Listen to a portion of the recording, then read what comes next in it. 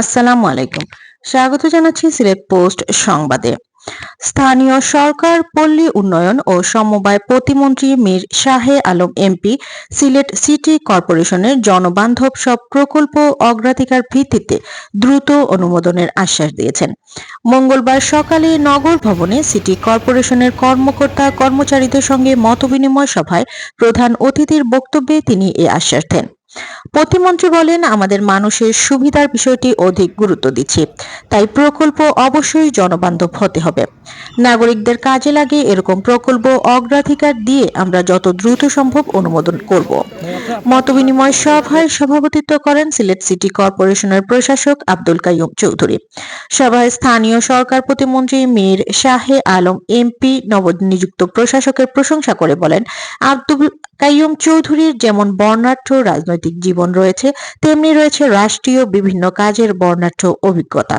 তিনি সিলেটের উন্নয়নের রূপকার সাবেক অর্থ ও পরিকল্পনা মন্ত্রী এম সাইফুর রহমানের সঙ্গেও কাজ করেছেন তিনি।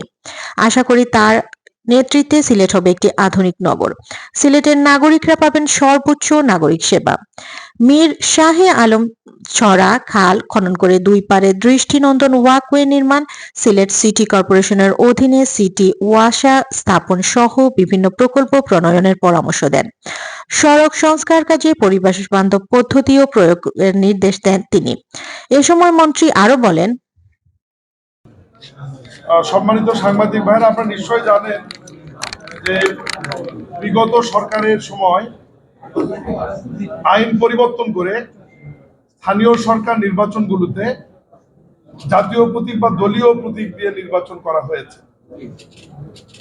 এবং সেটা নিয়ে অনেক প্রশ্নবিদ্ধ রয়েছে, অনেক আলোচনা রয়েছে। আমরা সেদিকে না যাই। পরবর্তীতে ডক্টর ইউনূস সাহেবের নেতৃত্বাধীন অন্তর্বর্তীকালীন সরকার একটি অধ্যাদেশ জারি করে ইউনিয়ন পরিষদ থেকে শুরু করে ইউনিয়ন পরিষদ, উপজেলা পরিষদ, পৌরসভা, জেলা পরিষদ এবং সিটি কর্পোরেশনের নির্বাচনগুলোতে দলীয় বা জাতীয় প্রতীক ব্যবহার না হয়, সাধারণ প্রতীকে নির্বাচন হয়, এই ব্যাপারে একটা অধ্যাদেশ তারা অন্তর্বর্তীকালীন সরকার জারি করেছে। আপনারা নিশ্চয়ই জানেন যে সকল অধ্যাদেশগুলি আগামী 12 তারিখে এই নতুন ত্রয়োদশ জাতীয় সংসদের প্রথম অধিবেশনে উপস্থাপন হবার পরে পার্লামেন্ট কোন অধ্যাদেশগুলো গ্রহণ করবে বা কোনটি করবেন না, এটা ওই দিন সিদ্ধান্ত হবে। এর মধ্যে স্থানীয় সরকার নির্বাচনের জাতীয় প্রতীক বা দলীয় প্রতীকে হবে কি হবে না, এই বিষয়ে যেটি সংশোধন করা হয়েছে, এটা যদি গ্রহণ করা হয় তাহলে এটা আইন আকারে আমাদের মন্ত্রণালয়ের মাধ্যমে আবার সংসদে উপস্থাপন হবে। এটা আইন আকারে পাশ হলে এটা হচ্ছে প্রথম ধাপ। এরপরে তো আমরা নির্বাচনের দিকে আমাদেরকে এগোতে হবে। আমরা ইসি মাসুদকে বলতে শুনেছি যে রমজানের পরে নির্বাচন, নিশ্চয়ই আপনারা সেটি দেখেছেন। আসলে এরকম কোনো প্রতীকের বিষয়টি নিষ্পত্তি না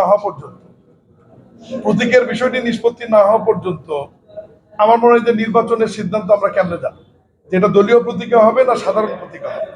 এটা আইন আকারে মাননীয় সংসদ সদস্যরা যদি পাশ করেন যে সাধারণ প্রতীকে নির্বাচন হবে, এরপরেও আমরা দ্রুততম সময়ের মধ্যে আমরা নির্বাচনের দিকে যাব। আমরা চাই যে সমস্ত জায়গায় নির্বাচিত প্রতিনিধিরা থাকে। প্রধানমন্ত্রী একটা বিষয় দেখেছি, রাজনৈতিক প্রশাসক যখন আসলেন সিটি কর্পোরেশনে, গত 3-4 দিন হয়েছে, এর মধ্যে আসলে আমরা একটা পরিবর্তন দেখতে শুরু করেছি মানুষের মধ্যে দিয়ে।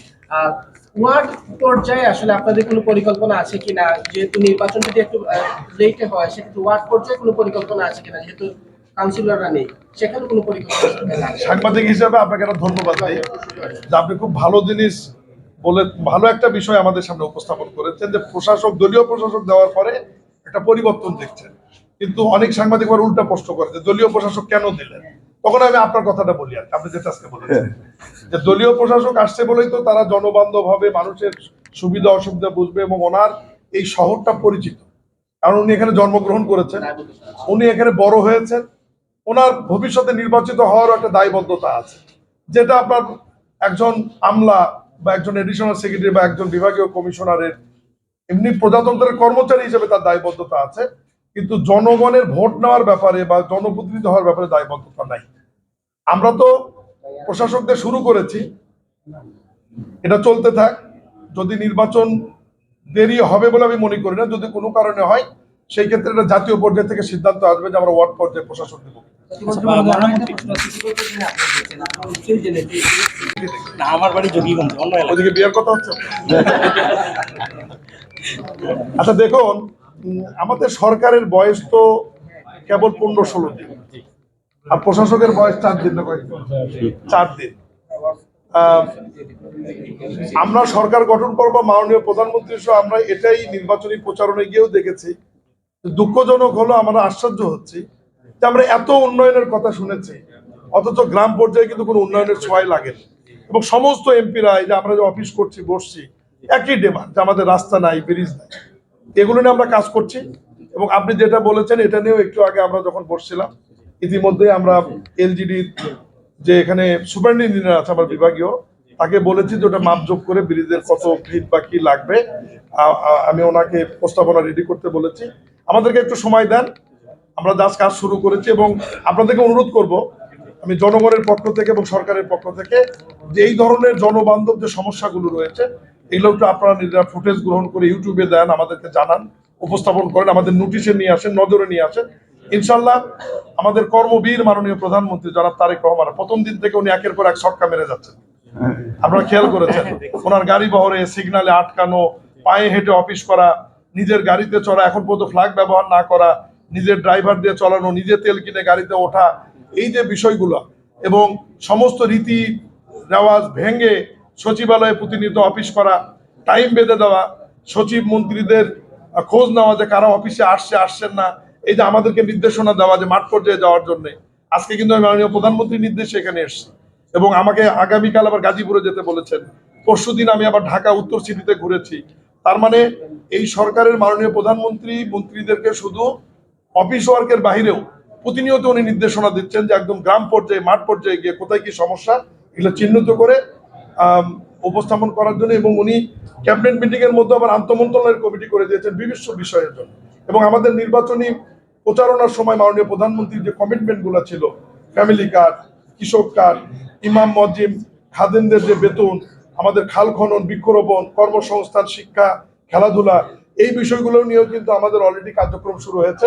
আপনারা জানেন যে আগামী 10ই মার্চ আল্লাহ রহমতে ফ্যামিলি কার্ড বাংলাদেশে 14 জায়গায় পাইলট প্রোগ্রাম হিসেবে উদ্বোধন হবে।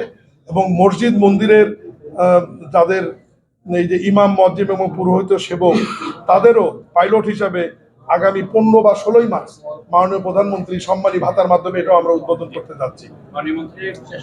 ভাই এত প্রশ্ন করলে সভায় সিলেট সিটি কর্পোরেশনের প্রধান নির্বাহী কর্মকর্তা মোহাম্মদ রেজাই রাফিন সরকার সিটি কর্পোরেশনের চলমান বিভিন্ন প্রকল্প ও বাস্তবায়নাধীন প্রকল্প সম্পর্কে প্রতিমন্ত্রীকে অবহিত করেন। মতবিনিময় সভায় সিলেট 3 আসনের সংসদ সদস্য এম এ মালিক, সিলেট 6 আসনের সংসদ সদস্য এমরান আহমদ চৌধুরী, সুনামগঞ্জ 1 আসনের সংসদ সদস্য কামরুজ্জামান কামরুল, ইউরোপে জিয়াউর রহমান ফাউন্ডেশনের সমন্বয়ক কামাল উদ্দিন, স্বেচ্ছাসেবক দলের নাসের আহমদ, সিলেট মহানগর বিএনপির সাধারণ সম্পাদক ইমদাদ হোসেন চৌধুরী, সিটি কর্পোরেশনের প্রধান প্রকৌশলী মোহাম্মদ আলী আকবর, সচিব বিশ্বজিৎ দেব, সিলেট মহানগর পুলিশের অতিরিক্ত কমিশনার এনামুল হক সহ সিটি কর্পোরেশনের বিভাগীয় ও শাখা প্রধানগণ উপস্থিত ছিলেন। এর আগে সকাল 8টা 50 প্রতিমন্ত্রীকে বহনকারী বিমান সিলেট ওসমানী আন্তর্জাতিক বিমানবন্দরে অবতরণ করে। বিমানবন্দরে প্রতিমন্ত্রীকে ফুল দিয়ে শুভেচ্ছা জানান সিলেট সিটি কর্পোরেশনের প্রশাসক আব্দুল কাইয়ুম চৌধুরী। এ সময় সিলেটের সংসদ সদস্য এম এ মালিক, সংসদ সদস্য ইমরান আহমদ চৌধুরী, সিলেট সিটি কর্পোরেশনের প্রধান নির্বাহী কর্মকর্তা মোহাম্মদ রেজাই রাফিন সরকার, প্রধান প্রকৌশলী আলী আকবর সহ কর্মকর্তা বৃন্দ উপস্থিত ছিলেন। এরপর প্রতিমন্ত্রী সিলেট সার্কিট হাউজে সিলেটের বিভিন্ন দপ্তরের কর্মকর্তাদের সঙ্গে মতবিনিময় করেন। এরপর তিনি হযরত শাহজালাল রহমতুল্লাহ মাজার জিয়ারত করেন। পরে মীর শাহে আলম রিকাবি বাজারে এম সাইফুর রহমান অডিটোরিয়াম, ধোপাদিঘির পার ওয়াকওয়ে এবং জেল কলোনি পরিদর্শন করেন। এই ছিল সিলেট পোস্ট সংবাদ। আমাদের সাথে থাকার জন্য ধন্যবাদ সবাইকে।